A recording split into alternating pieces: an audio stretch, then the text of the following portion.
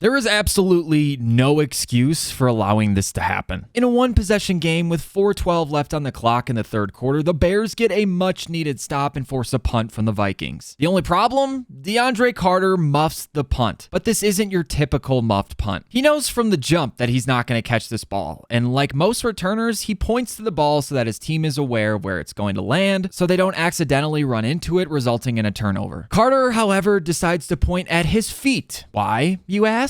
Because he's standing a foot away from where he knows the ball will land. This is grade school football 101, as basic as it gets. Get the heck out of Dodge, because footballs tend to bounce erratically. He stands there, pointing at his feet, and lets the ball land and bounce right up and hit him in the shin. To nobody's surprise, the Vikings recover because the rest of the Bears team was doing their job and staying far away. He's literally the only Bears player within 15 yards of the ball. How could he possibly let this happen? Well, of course, when a team starts their possession on the opposing team's 12-yard line, they're gonna score, as the Vikings do, going up 24-10. Even if they were held to a field goal, which would have been considered a win here, it still would have been a two-possession game pretty much instantly after this happened. Now, Carter kind of redeemed himself with a nice kick return later on that resulted in a Bears score, but in my eyes, at this point, the damage was already done. When you have a young quarterback, especially one that's playing as well as Caleb Williams played in this game, you need to do everything you possibly can as a team to help him out, and putting this team in this big of a hole is quite the opposite.